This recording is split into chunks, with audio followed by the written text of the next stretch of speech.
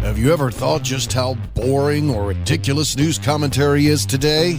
Welcome to the RealJax podcast with Jim and Larry. The RealJax podcast. From crime and politics to entertainment, you can expect something different. Now, let's get real, Jax. Thank you. Hey, to all you listeners and future listeners, welcome to the RealJax with Jim and Larry show.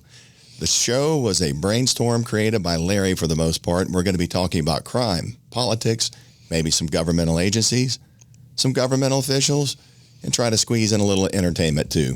Larry just finished a distinguished 28-year career with the Jacksonville Sheriff's Office, retiring as a lieutenant, and also was a former assistant chief, which we'll talk about later. At 42 years old, I decided to become a police officer and went through the police academy, but then decided to become a reserve police officer, which is basically a part-time job with the JSO instead of giving up my full-time job as running my business. For a little over 10 years, I saw and experienced things the ordinary citizen is completely unaware of is occurring in Jacksonville. Larry and I can share those experiences and how crime is now pervasively affecting Jacksonville. I'm the founder and co-owner of Secure One, a 35-year-old security systems company, and we've seen just about every type of crime and how it affects citizens, homeowners, and business owners alike. We're looking forward to having some great guests on to talk about some of these issues Jacksonville is facing today. Today's special guest will be Ted Ackley with the 5-Star Veterans Center. And on our next show, we'll have several guests, including seasoned political strategist Mike Tolbert. Before getting started, would like to thank Gary Spurgeon in the Jacksonville Podcast Studio for hosting this production. Gary is one of the most professional people I've ever met in this industry and has a first-class operation and a great reputation. Also, just to be clear, this is a nonpartisan broadcast. We're here to talk about what's real and in favor of no one in particular, just the citizens of Jacksonville. So, Jacksonville, let's get real with Jim and Larry. Larry, first I want to congratulate you on your brand new retirement and dedicated service of 28 years to the city and the citizens. Everybody's heard this before. You know it's a pretty thankless job. Yeah, it can be. Thank you, Jim. Yeah, we came up with this as kind of an idea that a brainchild that, you want to get information out to the public and talk about crime and politics in Jacksonville, the good and the bad, the evolution of crime, the evolution of policing, which I have a little experience about. It's almost 28 years. It wasn't quite 28 years. I'm running leave out, so it'd be 28 years. If you add the academy time, it's 28 years. It's been a good career. I can't complain. I'm not going to bitch about it one time. It's given me an ability to basically take care of my family and provide for them and give something back to the city that I was born and raised in. And I can't say it's been easy all the time. And, you hit stumbling blocks in any career. It just doesn't matter if it's policing or anything else. But throughout this career, I've seen and heard a lot and watched a lot of politics, grew up around politics. My family was involved in politics. So, I understand politics, I understand crime, and kind of wanted to do something to talk. The public doesn't see and hear a lot. So we're going to get down into some of the problems that occur in governmental agencies when they get complacent and bogged down in the minutia of running, an agency like this and the things that kind of, take away from where our priorities should be as far as a city when it comes to politics and crime in Jacksonville. So we're going to do that. Great to have you here. I appreciate you doing this with me.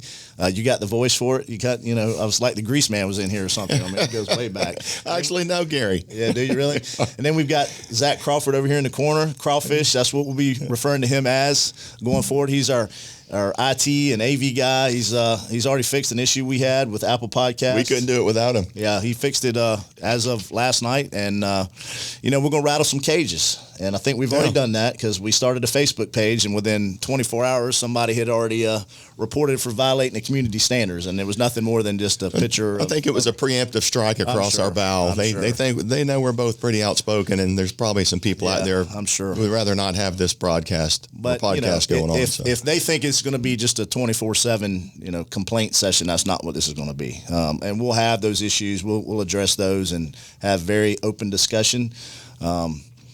I'm sure that some people will probably get a little nervous as a result of those discussions, and that's okay. This is an open forum. But we're also going to have some great guests on and talk about a lot of good things. And there's some really cool people in Jacksonville, you know, some notable people in Jacksonville that have some great life experiences I think the public could benefit from. Like today, Ted Ackley, you know, he's 22 years in the Marine Corps and then obviously runs the Veterans Center. And actually I had his title. I gave you his title, didn't I?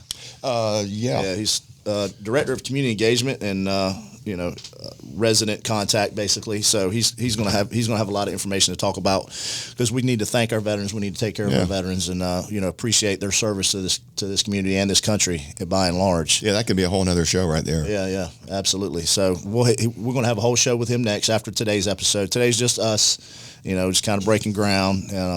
Ringing the bell, if you will. So we got some sponsors. We'll talk about them. The next few shows, you talked about Mike Talbert. We'll have him on. I think he goes all the way back to Jake Godbold, doesn't he? I mean, and possibly team. Before, but that was probably his heyday was Godbold era, and then post Godbold, and he's on the RealJax board now, right? RealJax, right, which is a great oversight board. And they've taken community organization. Community, right? And they it's an organization of some really well-respected leaders in Jacksonville, and I think the group came together because they weren't happy with what they were seeing our governmental leaders doing. And they established this actually pretty quickly after the JEA debacle kind of came into play. And they've done a good job managing that and providing oversight. And then the Lot J idea, I'll say idea, I don't want to call it a fiasco at this point, but the Lot J thing came up and they took that in their hands and monitored that very closely and got it squished because for the most part, the people weren't in favor of it. Right. So thank God that organization exists, and we should probably always have an organization like that. But we're looking forward to having Mike here. I've known Mike many years. His son, David, is one of my very best friends. But Mike's pretty fearless. He's outspoken. He doesn't mind calling people out. He knows the ropes. He's run numerous campaigns, and I'll give a bio on him when he's on the show. But we've got a quite an amazing list of guests coming up here. Mike's just the tip of the iceberg. So pitching back to you, Gary or Larry. So following that, by the way, I called Gary Larry earlier. So right. I never told you I'm dyslexic. So yeah, that's all right. I call my dog my son's name. Okay. So well, I get called all kind of names, so I'll answer pretty much anything. Just don't call me late for dinner. I'm good. Doug Dixon's a friend of mine. He owns D-Way Towing. He tows government vehicles. He's been around. He goes all the way back. He did a little time in prison, and he's got an outstanding story. He come out of there. He learned a business. He created a business. He's got several businesses, and he gives back to his community. He's a pretty hard charge, and he supported John Rutherford and Mike Williams, and he's a pretty conservative guy, and he's got a colorful background. I mean, he goes back to Sweetwater on the west side of town, back in the heyday of got a lot of life experience, crack cocaine and all that kind of stuff. So well, Doug's got a great story. He goes back to prisons and talks to these guys and tells them about, hey, it doesn't, your circumstances don't matter. You can turn your life around. And he's hilarious. He's friends with my buddy Jimmy Judge. I met him at Jimmy's event over at he's a River funny guy City. And a real clown. And of course, I'll have to quantify what he says because if he says stuff about me, only about half. Well, I'll have to find the bleep button too. We'll put a mute on him if he gets too carried away. So we're looking forward to seeing him. And I've got some other people. I'm trying to get some other people like Cord Bird, my buddy Norm Brewer. We got some people running for sheriff that there's some interesting stories that the public should probably hear. Norm Brewer's got some really good ones about Wayne Clark, who's apparently announced to his church he's going to run for sheriff. If it's factual and true, the people need to hear it. Yeah, it's going to be some good ones. And he's a funny. He tells a great story. He's a great storyteller too. So, we've got some other people reaching out.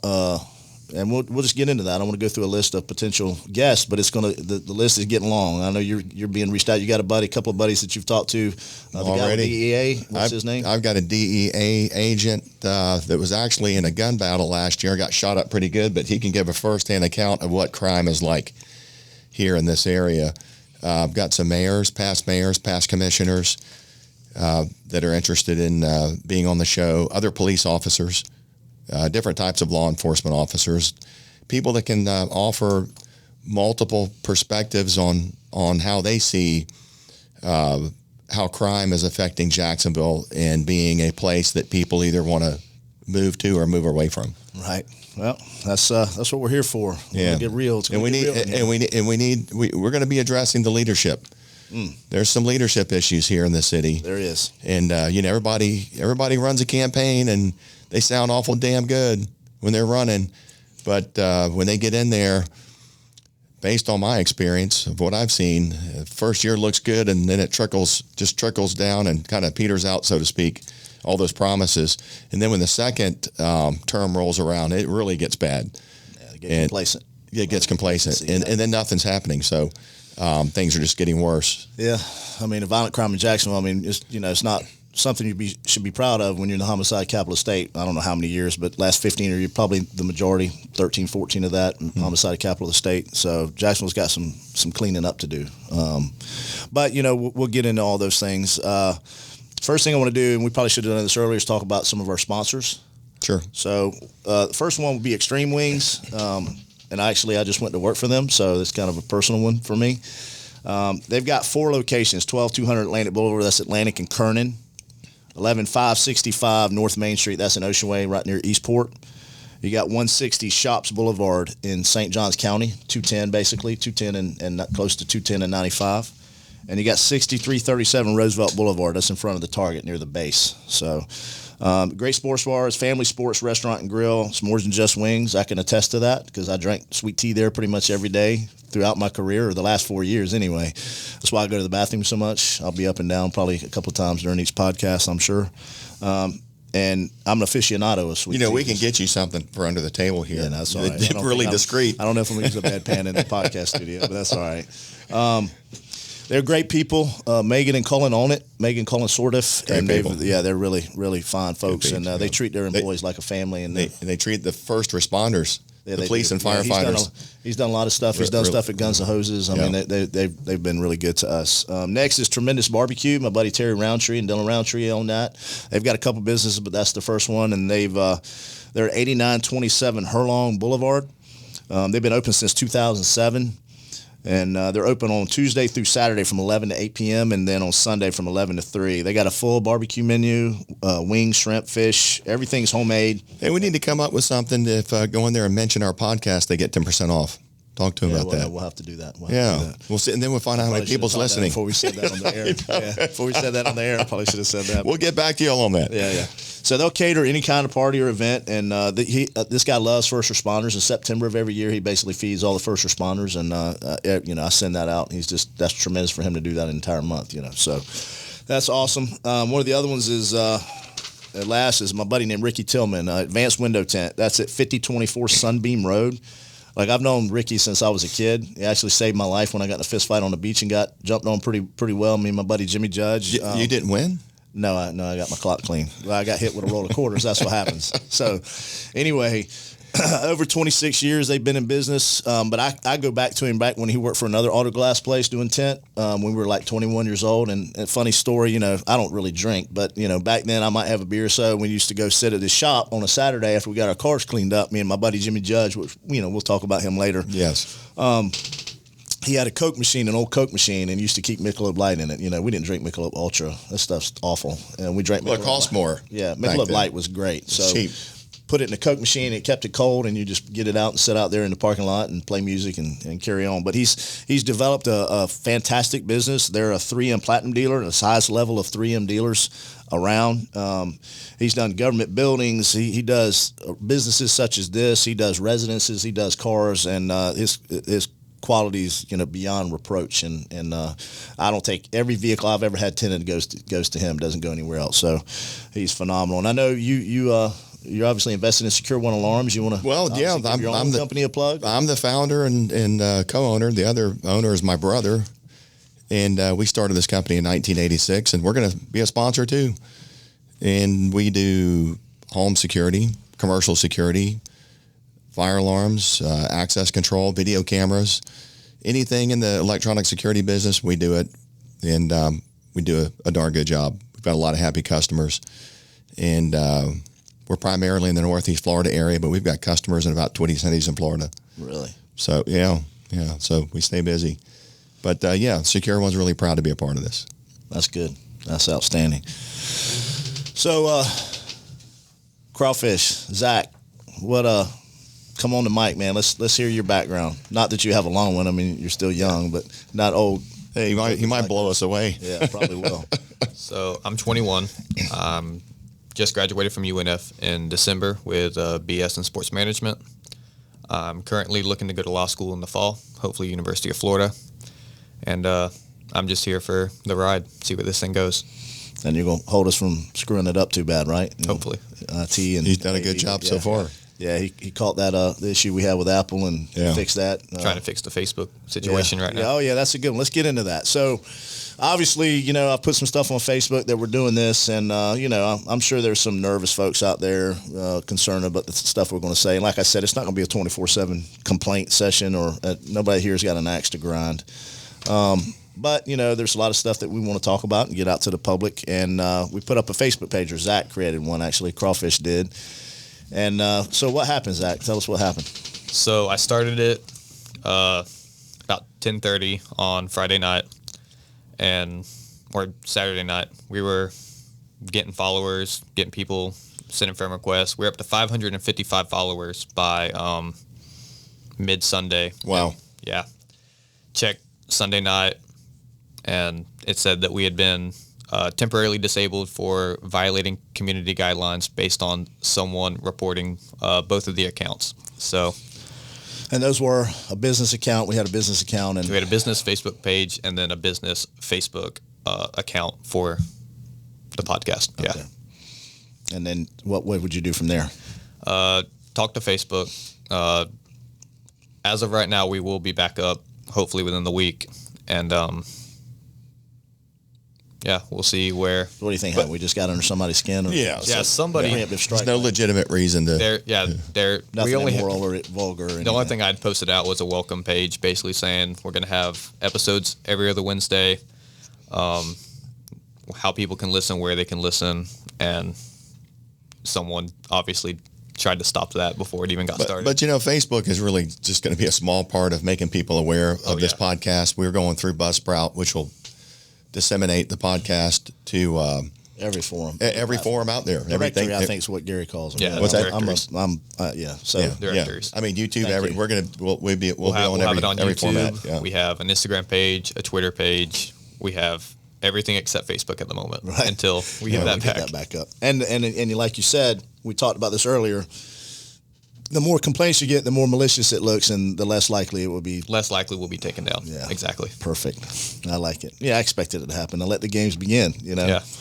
I wonder who it was. Good way to start. What kind of keyboard warrior would worry about our Facebook that much over a picture that said basically our icon? Depends. How many people don't like you? Let me ask you this: do they have to have been a member to be able to make a complaint, or can they just see the page and then complain? They have to have a Facebook account, but they don't have to be friends with us or following us. Okay. So it could have been who knows? Absolutely anybody. Okay. All right. Politician. Makes it more fun. Got nervous. Makes it more fun. It does.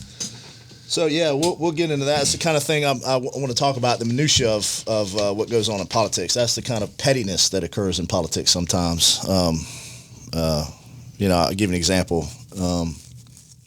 I don't know if I want to get into some of that stuff, but the evolution of policing and crime, what's happened with police across the country, and obviously we're going to when we built this, we said locally and beyond. So we're going to go far beyond just Jacksonville, but that's where we're focused primarily. Policing's changed, and it should. Policing should evolve. It should evolve with the times. I mean, policing 100 years ago doesn't look like policing now. So anything close. I mean, they didn't have radios. Think about it, Larry. In the 50s, police officers didn't have a bulletproof vest. They carried a nightstick and a wheel gun or a revolver. Right. And they didn't start. That's back when you did it, right, Jim? Yeah. I wish, because I heard it was a lot more fun back then. I'm sure. So, but as policing has evolved because crime has evolved.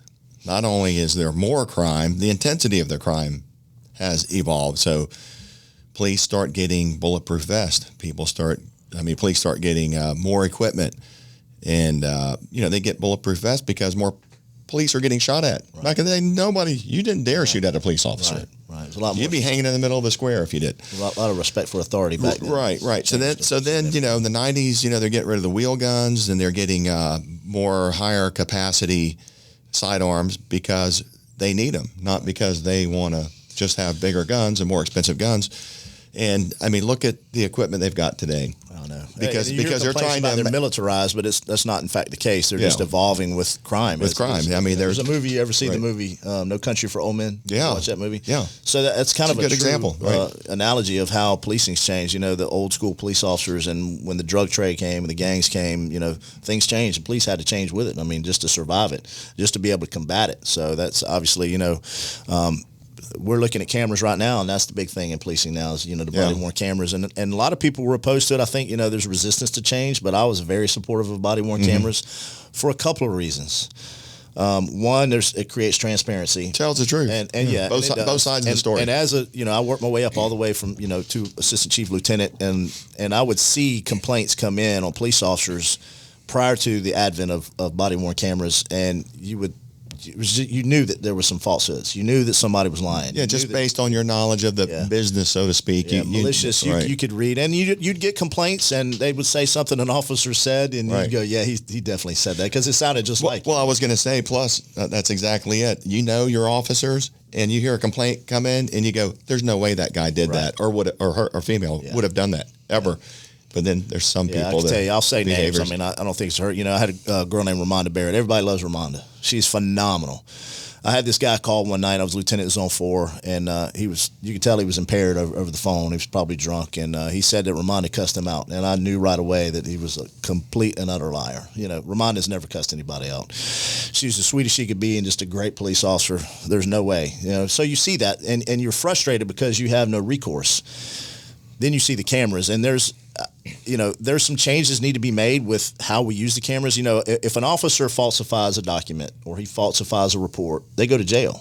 They charge them with, under the color of authority, departure from the truth, willful departure from the truth, falsifying documents. Perjury, yeah.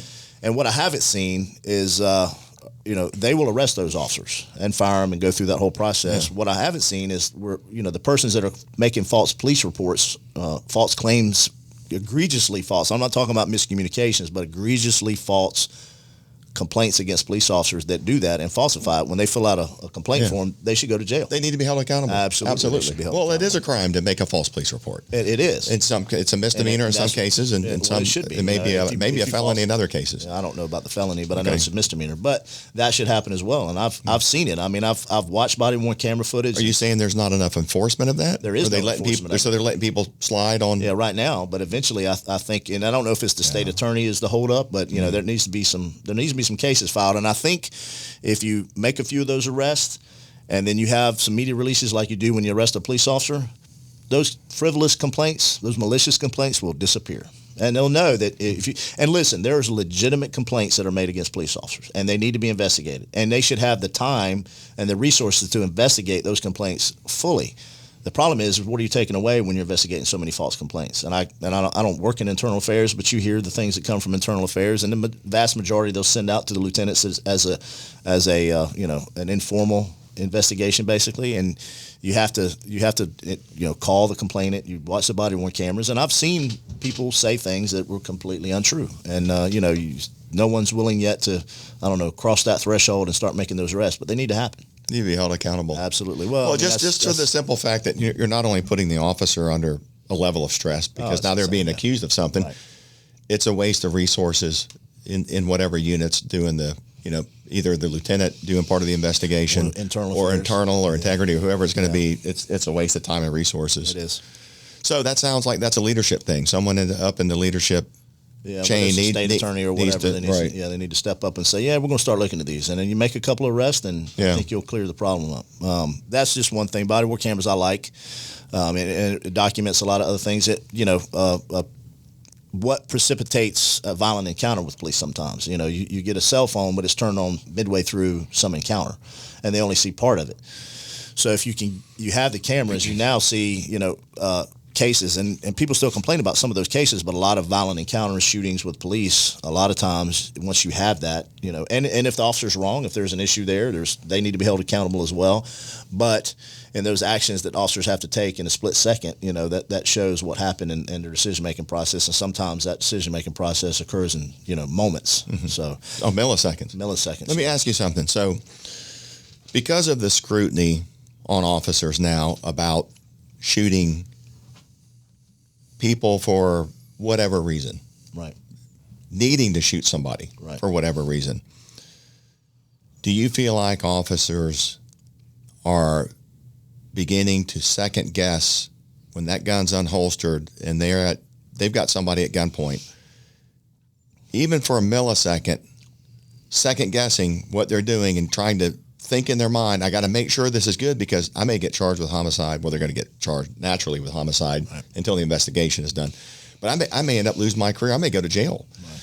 And do you see that as a problem? Because a millisecond, you've been out there. You see what can happen in a millisecond, how quickly somebody can take that as an advantage over the officer and get the drop on the officer and shoot him. While they're trying to just make sure that, okay, I'm not screwing up here because this is. Well, hopefully that they're trying to go through Tennessee versus Garner, those things in their head, and in a millisecond it's kind of tough. But if they've just got to understand if it's reasonable, if they're in fear, if they're in fear of their lives being threatened or someone else's lives, and they're taking action to preclude that from happening, then they shouldn't think about it. But I'm sure they do. It looks at recruiting and retention across the country as everybody's struggling because nobody wants to get stuck in that position. Well, a prime example is the guy running from the police and spins around and is stupid enough to use his cell phone as a threat and whip around and have something in his hand.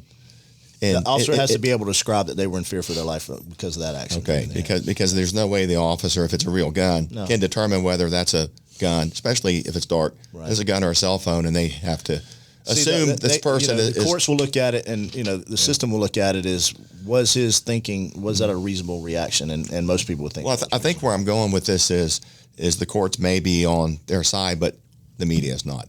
No, the media. The media is going to rip that officer to shreds because they somehow think they are Superman or Superwoman, and in just milliseconds they've got X-ray vision. They can see that's a cell phone. They can see that's gone through Supreme Court cases. Everything. Just a millisecond. So I think that's kind of where we are today, and it's always been a tough job, but it's definitely tougher.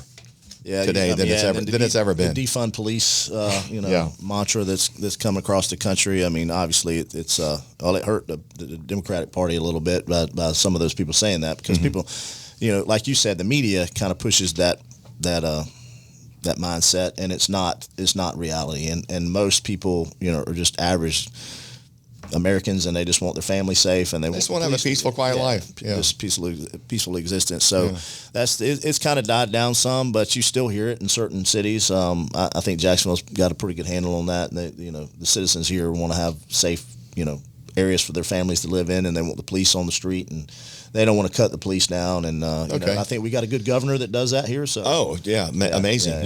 Just spent a little time with him recently, and I'd love to. See him. I mean, I hate to lose him as governor of Florida, but I think he's got greater potential than being the governor of Florida. Well, hopefully he does another term. I don't want him to leave before that. I'd like him be here a little longer. But another thing is, and I'd like to get some of these guys. We got some guys at JSO that really do it. I've called a couple of them. There's a big shift to Brazilian Jiu-Jitsu, the grappling portion of what police do. And getting better training. Training is everything in police. I mean, that's what when you evolve, your training has to evolve. And I think that's something they've started pushing. There's a big push to make it mandatory, and it should be mandatory. Because it does a multitude of things. First, you learn to control people without so much violence. You're not relying on your tool belt. And I'm not saying that it's not useful, it's not purposeful, but I think there's been a trend, especially if an officer doesn't have the self-confidence and doesn't have enough training, that they'll rely on that tool belt. They think they're Batman or something, and they're pulling their taser. And I've worked with officers like females that were 100 110 pounds, Yeah, 120 pounds. For them, it makes sense. She's not going to go hands-on with a 300-pound dude. No, she's going to pull something off the bat belt immediately, and she should be entitled to go a couple of levels up on the matrix. I agree. Well, there's not a matrix anymore. It's just it's reasonableness. Right. But here's the thing: she still should have some degree of ability. Let's say her gun belt snatched off of her. She's got to be able to survive that encounter. She should at least be able to fight off her back, a little bit, control somebody, be able to save her own life. And if they take her down, protecting her own weapon, and there's a multitude of ways to do that. So that's something that I think you'll see change. And I know a lot of people are against the LVNR, lateral vascular neck restraint. A lot of people say a rear naked choke, whatever you want to call it. Yeah. It's not a bad thing, but I get the concern with it. It should be used as a last resort. I get you. Well, I mean, I'm not even saying permission. If you're saving your own life, then you do what you have to do. But grappling. You do what you got to do. If you get fired, you get fired. Yeah, so what? You saved your life. If you saved your life, that's one thing. But if you use the tactics in Brazilian Jiu-Jitsu, those grappling forms like that, then you can learn to control people better. And I've taken enough to know. I'm no expert at anything, but I've used some of those methods, some of those takedowns, some of those controlling maneuvers, and it works. And then the person gets tired, and eventually there's less people hurt because you're not hurting yourself. You're not less people getting shot. Yeah, that's the point. You don't have to resort to that because you have other options. You have other tools. And I think the best tools we've had is our mind and our body, and God gave us those. So, you should be able to use those. Oh, you're opening up a whole other subject here. Yeah. When you talk about mind and body, you take away, and we're going to talk about this later, you take away, the starting pay for a police officer is not great. No. And Jacksonville Sheriff's Office, like many agencies, not all of them, requires a 4-year college degree. So unless you've got military, and I think you can have 2 years and then 4 years military, business 5 years and 2 years of college. Those things. There's other ways. So you take away an amazing pension because you're not making a lot of money throughout your career, and it's a stressful career. So you should be able to retire not at 70 years old, but if you start in your early 20s, it's smart to be done if you want to live a fairly healthful life. For the rest of your life, you probably need to get out around 50-ish, and have a good retirement, and that's gone. Yeah. And because it's gone, I know. And there's something else I'm going to go back on too, and we don't have to talk about it all now, but the problem is, and I guess a lot of people watch TV, they read the news, and so what? The guys lost their retirement. Oh, they were making too much money anyways. A friend of mine walked outside to get his newspaper. He's a retired chief, but he was in full Class A uniform. He walked outside to get his newspaper, and his neighbor came over and said, "Man, I just saw how much money you guys make in retirement. I can't believe I don't make that. That's ridiculous." My friend looked right at him, just dead in the eye, and goes, "You don't put on a bulletproof vest and a gun every day either." Turn around, walk back in his house. Yeah. And that's the truth of it. So the problem is no job like it. No job like it. No, I did it. I didn't get paid, and I did it. And I realized how truly dangerous it was. I mean, I've been face down in a parking lot at 3:00 at night fighting for my life, somebody trying to take my gun. And it's on. You're either going to live or die. And some people do it every day or, every week because it's a full-time job. But so you take away the retirement, you've still got the low pay.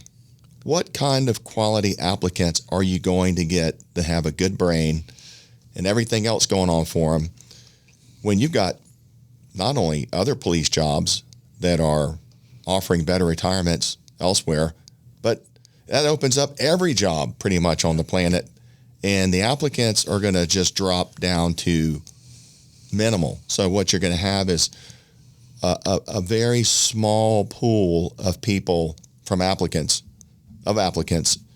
to draw from. And the agency's going to start taking people they wouldn't have normally taken otherwise. And then you're going to end up with people with more issues and people that probably shouldn't even be police officers in the first place. It's a stepping stone, Or a stepping stone. There's a lot of guys that start at one agency and they get their experience and then they'll leave the sheriff's office, Jacksonville Sheriff's Office, for example, who lost their amazing pension. Well, took it away or whatever. Carried away a little bit, amazing, but it's good. So it was good. The one they had, they'll go to Tampa or whatever. That's got a great pension. Retired with a pension, but everybody hired after October 1, 2017 is now in a 401A. They don't have Social Security. Well, I'll say a deserving a pension. Well, how's that? Yeah. So I'll get into the specifics of that. So prior to October 1, 2017, there was a pension in Jacksonville for police and fire, as there should be. You know, you invest 30 years in a community, and that's the benefit, and I'll get into the benefits of it. 30 years, you know, you should be afforded a pension, you know, given this service to this community for that long. It's a long time in any career. It's a really long time being a police officer. October 1, they went to a 401A, and a lot of people don't know that police don't get Social Security. Basically, our pension predates it. It replaces it. We won't, you know, even though I worked enough quarters to get Social Security, I'll only get a tiny portion of it because your pension and windfall elimination provision gets rid of certain aspects of that. So you don't get your Social Security or what you should get of your Social Security. So they went to 401A. And I think recruiting is okay probably here, but retention is what's really going to suffer, you know, over time. So you get these kids in, they realize that there are basically two classes of citizens working in the Jacksonville Sheriff's Office. There's police that have a decent retirement and the ones that don't have. I mean, with a 401A, without Social Security, you have no guarantees of any kind, no safety net. You're talking about the guys that have been, or women have been there for a long time and have the old. Have the old. Yeah. So and they're kind of going towards the end of their careers now. Yeah, anyways. they voted for it, and you got to understand why. I mean, so basically, the mayor came to him and with a big carrot, bait and switch, and said, "Hey, you know," and if he was in favor of the pensions, at least before he got elected, and when he did his he was so pro police. Yeah. So anyway, that's going to be another show. They go back to the table, and he says, you know, I'm the new officers hired after this time. I'm going to secure your pensions, a half-cent sales tax, and went through all this stuff, made sure the pensions were secure for everybody prior to that, and the new guys, and there was and understandable, the guys that voted for it, the people that they were voting against weren't even here yet, so they voted to secure their own pension, and then the new guys, they got a 401A, which is, you know, kind of like a 401k. They could collect it a little earlier. It's a little bit different, and it's a pretty high match. But it's something you can get at any job anywhere. Yeah, well, you used to compete with and not put your life on the line. Yeah. There was like 9 years they didn't go. They went without a contractual raise. So you used to compete with other police agencies. You know, Pinellas, Hillsborough, Tampa, some of those places. Austin, Texas. I mean, there's places around the country that pay pretty well, and they got a decent pension. So we competed with them. Even with a pension, we competed with them, you know, when it comes to pay. But when you remove that, you don't just compete with other police agencies. You compete with every kind of company in the U.S. because everybody's got a 401k. And they have Social Security. So they can leave here without Social Security and now go get Social Security somewhere else. So, you know, you got two classes of citizens, and a lot of them are saying it. I mean, they vest their 401A in 3 years, and basically they're gonna get their training, they're gonna get their, you know, their experience, they're gonna vest that 401A, and then they're gonna ride out to some agency that actually has a pension, and they'll have some cash to buy back their time plus put away. Yep. They'll have experience, get hired right away. Right away from a great agency. You know, I mean, coming to Jacksonville, I think it's the cream of the crop. It's on the top. I think what are they, number 1 or 2 or something to LAPD as far as training and. Probably. And I think we're better than everybody else, but that's bias when it comes to that. So we got, and I'll tell you this, the guys that provide the training, you know, some of the best I've ever seen in my life, you know, the guys that work at the academy, and I did a lot of time at the range. Those guys at the range, I mean, I don't know how they work like they do. I'm tired just watching them. You know, they go from 8 in the morning till 10 at night sometimes. Yeah, in the summertime, it's tough out there too, man. It's brutal out there, you know, on the firing line. Yeah, you know, I'd go out there for my twice a year recall, and it was brutal. And I'd always try to schedule. When it's when it's cooler, and then when it's cooler again, I'd stretch it as far as you're trying to do it in January, and then it's July to December. You're trying to do it in December, so you're trying to do them like in December and January, so you can get them done. Yeah, that's what happens. All right, so we'll circle back to the pension because that could be like a whole show right there. Oh, but I'm glad we talked about it. But back to crime in Jacksonville. So you remember when there were bad parts of town. Yeah. And there were good parts of town, and people get educated, they get good jobs, they work hard, not just because they want a big house, they want to live in a nice area. They don't want to worry about getting their front door kicked in at night. Right. They don't want to worry about getting their car stolen or getting accosted in the street while they're walking their dog. Right. So there's nothing wrong with working hard and moving to a part of town where the crime rate is less and you can feel safe, because I think everybody wants to feel safe. No, it's not like that anymore. It's everywhere. It's pervasive. Yeah. And I've seen it change probably definitely in the last 10 years, but it's really accelerated in the last 5 or 6 years. There's crime. There's crime everywhere. You're always going to have crime. Of bad areas now. Yeah. The pockets of bad, but we're starting to see even capital crimes in parts of town where we're sleepy, quiet, There is, like Mandarin and things like that. And so, what do you think about that? What? Well, I think there's. I think we know what the solution is. You can't look at crime or policing or law enforcement or whether state attorney any aspect governmental control over crime. I think you've got to look outside the box. I think we have to. I think we'll spend some time, and that'll be a long show. I think that at least within our agency or the agencies that run in Jacksonville, I think the priorities have been different. At least with JSO, it's very Homeland Security centric, a lot of investigations, which are very important. I think our homicide division needs to be larger. I think our narcotics division needs to be larger. But where we've fallen off is the community policing concepts of building more trust within the community and just by having officers. I mean, you were talking about old school policing. When I came on, we had beat system.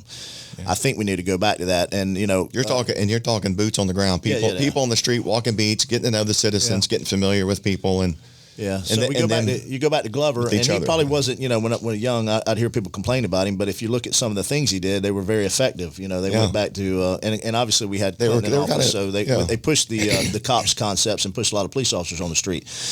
But one of the things I think he did by doing that, and people complained about having their names on the cars. I never cared about that. Most people didn't. I mean, if somebody followed me home because of my name on their car, they're in danger of their own life. So.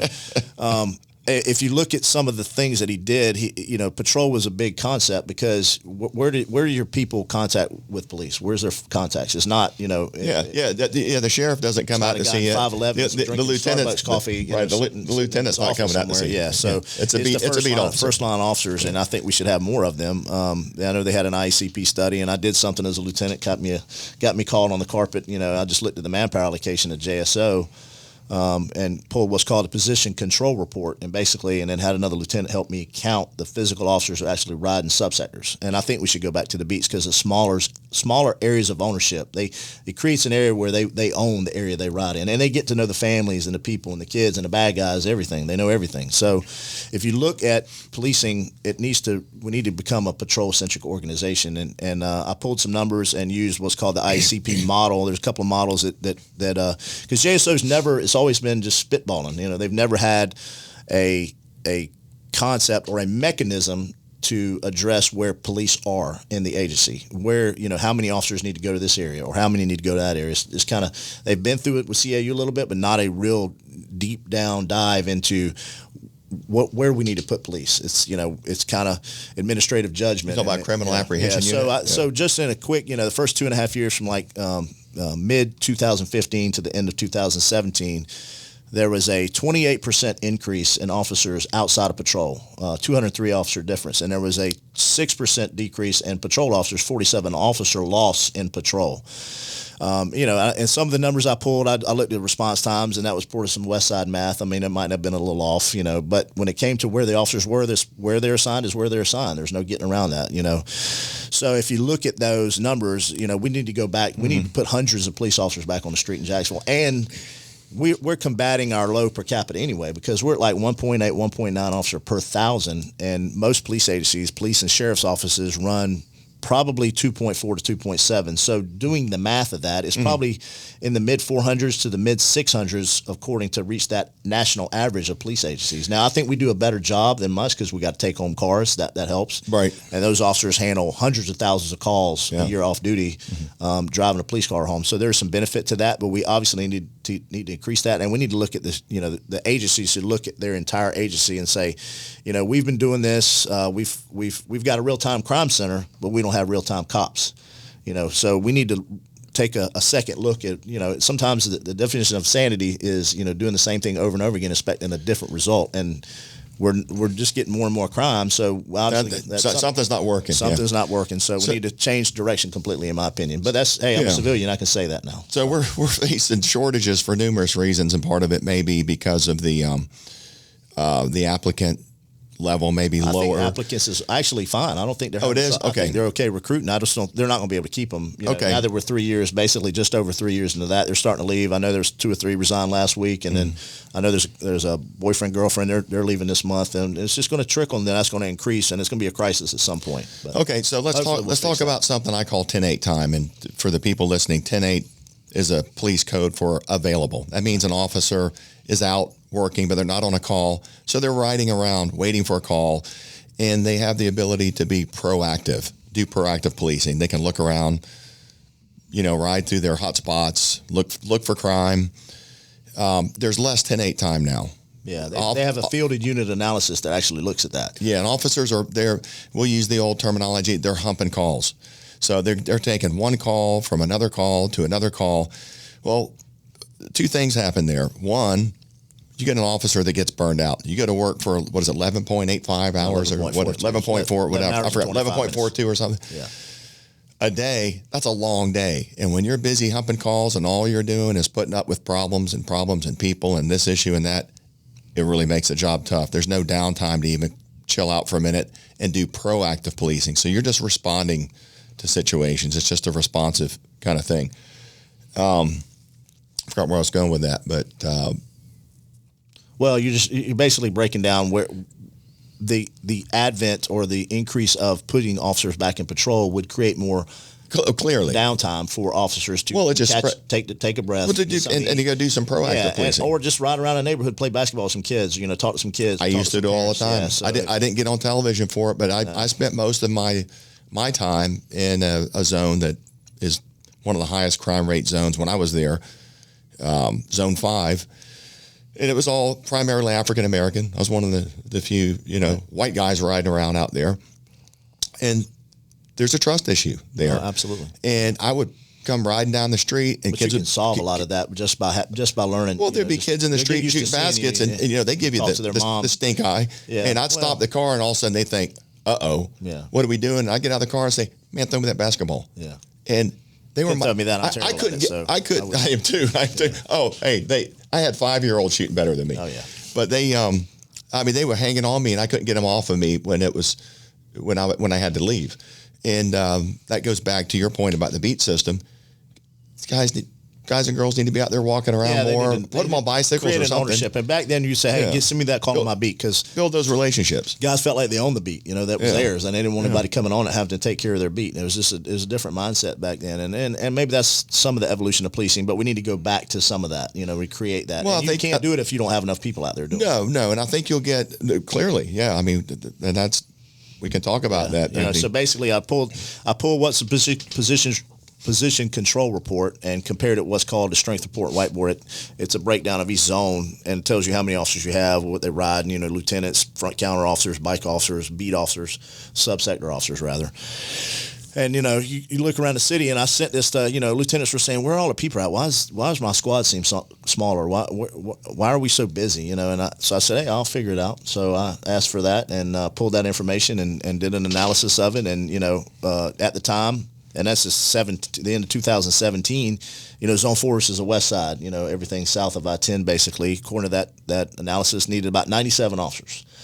Zone 5 really was pretty good. I think it was in the 20s. Zone 2, which is Arlington Regency area, that was they were in the 40s. Zone 3, which is everything south of Beach Boulevard, south side area, Mandarin, all that, needed about 60-something officers. But Zone 4 needed like nearly 100, and that was 4 years ago. Zone 4's exploded. That's 4 years ago. So imagine what it would look like now if they did it. So they've hired the IECP. I said, you don't have to hire anybody. They did it for free. But, they hired the IECP. They did an analysis, and I've heard it's gone back and forth, and you hear rumors about it. I don't know what's true, but, apparently when they said, no, you only need about 50 officers, they apparently included corrections in that, and you can't really do that when you're looking at, officers riding subsectors or at least policing out that. So they had to rework that some, and I don't know if there's been other issues, but, it's been coming out a long time, and maybe it'll come out and say, we're good or we need some improvements. There was also some things about shifts that didn't go over very well because they didn't like our 11.42-hour shifts, and, once these guys went to that shift. They talked about going back to the 10s, I think, and a lot of people were opposed to that. Yeah, the 10s, 8s. Yeah. But when they designed the 11.42, a guy named Randy Russell, he was a former lieutenant, egghead, loved him to death. He basically designed it, and it saves the city a lot of money because, gas and other things, the number of officers, you're a lot more efficient. Let me ask you this, 8s was very efficient. The 10s are very inefficient, and then the 11.42 is pretty efficient as well. Okay, holding with that, how effective do you think an officer is in probably the last 2 hours of that shift, though? Probably not effective at all. I mean, not if much. they've got, some of these guys, if you look, people don't realize how many calls they handle, but, 11, They're pretty burnt by about 9 or 10 hours. Yeah, you get guys that handle burnt. 15 or 20 calls in 11 and a half hours. That's tremendous. I mean, I knew a handful of people. you can do that a few days, but you don't want to do that every day for 30 years, No. And the shifts rank work or 4 days effective. on, like 5 days off, 5 days on, something like that. But 5 on, 5 off, 5 on, 4 off, 4 on, 5 off. yeah. But it's nice you get the days off. Of course, the guys most of us They're playing catch up, doing laundry or whatever. Cleaning the house, mowing the grass, or working off duty, making trying to make up the difference because they don't get paid enough. I mean, their pay went up some. They got a 20% raise when they voted against the pension, but that was about 20% less than what they actually need to do to compete with other agencies. Because in that 9 years we were getting nothing. These other agencies are getting 3 or 4 a year. So if you do that over 10 years, it's 30-40%. So what do you think about the budget for the sheriff's office? Do you think they need more money, or you think they need to reallocate? I think they need to look at where they're move the money around. But there's not a lot of movement in a sheriff's office budget. 90% of it is manpower. But I think the budget's okay. I just think you need to reprioritize where your people are. All right. So some of the time I spent at the sheriff's office was in the aviation unit. Right. I was I did not because I don't like tactical flight. I'm a pilot, but I was not a pilot in the aviation unit. But I was a tactical flight officer. And I spent a lot of time flying around in helicopters. And I'd love to hear someone call in one day and correct me on this if I'm wrong, but I think the aviation unit did get some federal funding. I'm not sure, but the bulk of the funding for the aviation unit came right out of the city funding. Well, it's very expensive to run that aviation unit. It's very expensive to go out and crank up a helicopter and fly around for 3 hours looking for what we call a signal aid, a missing person, in the middle of the night that you're not going to find. Right. The amount of gas you're burning and the time you're burning could pay for so many more troops on the ground. They got 4 helicopters over there last time I was there. Get rid of a lot of administrative positions. Sure. Yeah. And just doing some policy changes. They're a little top heavy to begin with, so. Without a doubt. Yeah. They're going to have to build a 4th floor pretty soon. Yeah. From what I hear. That's probably true. Yeah, I hear they're adding another one here momentarily. But a new sheriff comes in the office, and there's some people running. We'll get into that. There's some good people running, and some other people. We'll see. We'll see. Well, we'll just tell it. Yeah, we'll tell the truth about. Yeah, we'll tell the truth about them. It'll be interesting. But hey, you run for public office, it's kind of fair game. So yeah. Well, you go from being an employee to a politician. Yeah, it's a whole different. Yep, and you're open. There's a landmark Supreme Court case, New York Times versus Sullivan, that pretty much clears that up. So we'll see. What'd you say the total? I saw you crawfish. What was that? The total.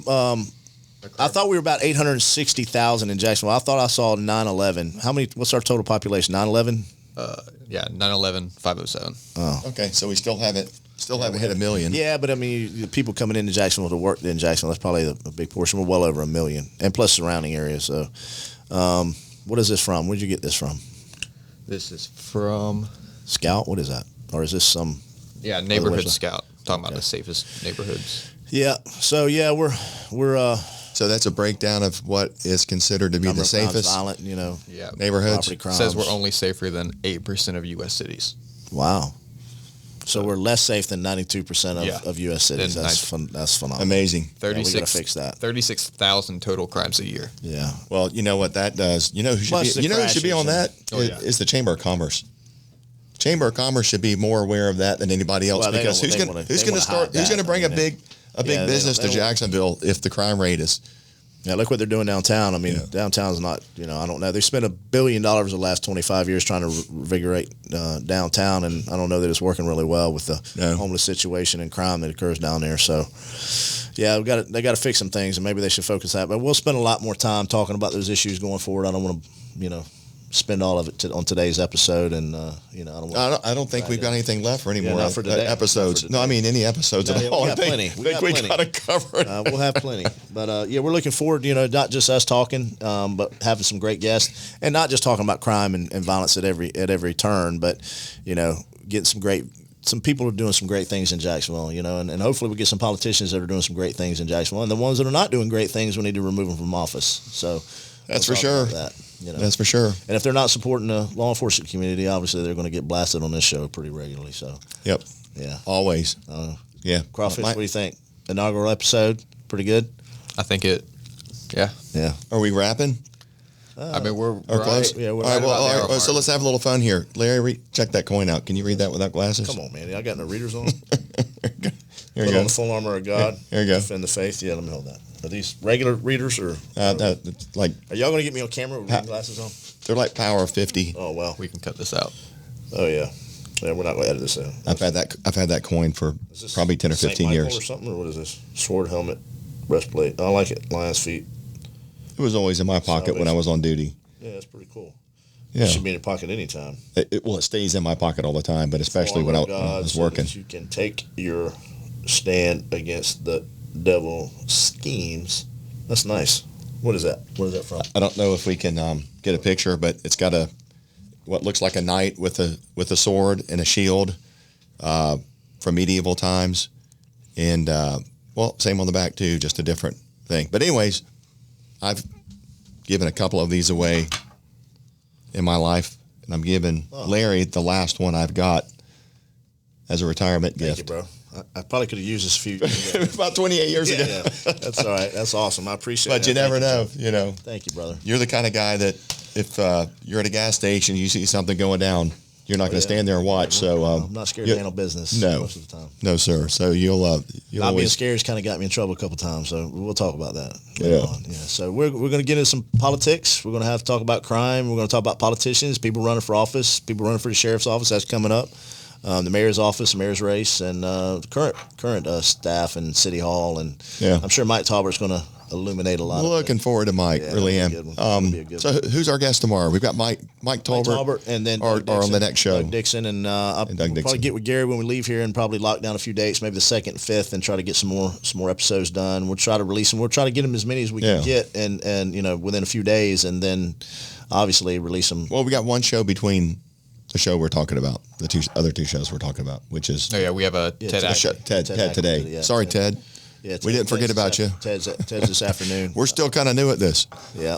So, hey, I think that's good. I think we can wrap that up. Okay. Episode 1. Hey, episode 1, first show. Congratulations. Nice, bro. Enjoyed it.